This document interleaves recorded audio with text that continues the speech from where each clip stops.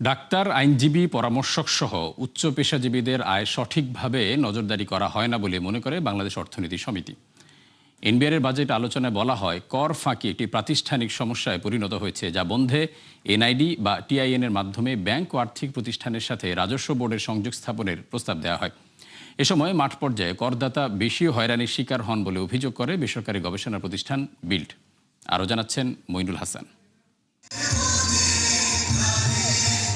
আগামী বাজেটে নতুন সরকারের বড় চ্যালেঞ্জ রাজনৈতিক প্রতিশ্রুতি বাস্তবায়ন, যে জন্য দরকার বাড়তি অর্থ, তবে তার যোগানে যোজন দূরত্বে এনবিআর।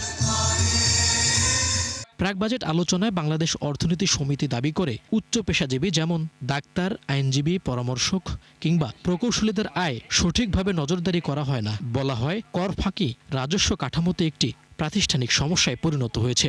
এমন বাস্তবতায় এনআইডি বা টিআইএন এর মাধ্যমে ব্যাংক ও আর্থিক প্রতিষ্ঠানের সাথে রাজস্ব বোর্ডের সংযোগ স্থাপনের প্রস্তাব দেয় সংগঠনটি। এই ফাইন্যান্সিয়াল আইডেন্টি সিস্টেমের মাধ্যমে যেহেতু আমাদের এনআইডি একটি বিশাল ডাটাবেস, কিন্তু এই চমৎকার সম্পদটুকু যদি আমরা এনবিআর সাথে করে সকল হিসাবকে এক জায়গায় নিয়ে আসতে পারি, ল্যান্ড, ব্যাংক সিস্টেম, বাসা ভাড়া, ইউটিলিটি বিল, সবগুলোকে এক জায়গায় নিয়ে আসলে আশা করা যায় একই ডেটাবেসে আসলে তখন এই কর ফাঁকি দেওয়ার সম্ভাবনা কমে যাবে। মাঠ পর্যায়ে করদাতা বেশি হয়রানির শিকার হন বলে অভিযোগ করে বেসরকারি গবেষণা সংস্থা বিল্ড। আর আমদানি বাণিজ্য থেকে রাজস্ব আদায় নির্ভরতা কমানোর পরামর্শ দেয় বেসরকারি গবেষণা সংস্থা পিআরআই। এছাড়া ফাঁকি বন্ধে কার্যকর উদ্যোগের পাশাপাশি কর ন্যায্যতা নিশ্চিতের পরামর্শ দেয় সিপিডি। যেই টাকাটা ইভেশনের কারণে বের হয়ে যাচ্ছে, আমরা সিপিডি থেকেই দেখেছি 2022-23 অর্থ বছরে যে রেভিনিউটা চলে গেছে ইভেশনের কারণে, সেটি যদি আমরা যোগ করতাম, আমাদের ট্যাক্স রেভিনিউ রেশিও কিন্তু 12% নাগাদ হতে পারত। আমরা ট্রেড ট্যাক্স থেকে শিফট করে ভ্যাট অ্যান্ড ডিরেক্ট ট্যাক্সের দিকে যাব, তখন এই জিনিসটাও হয়তো অ্যাকাউন্টে নেওয়ার দরকার আছে স্যার, যে আমরা ভ্যাট এক্সাম্পশনটাকে কতটা র্যাশনালাইজ করতে পারছি।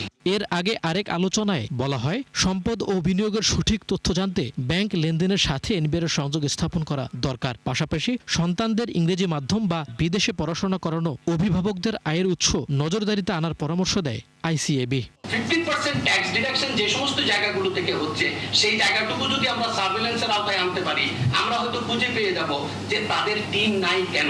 প্রত্যেকটা অ্যাকাউন্ট ওপেন হওয়ার সাথে সাথে আলোচনায় কর্পোরেট কর হার সবার জন্য 27.5% করার প্রস্তাব দেয় আইসিএমএবি। মইনুল হাসান, 71, ঢাকা।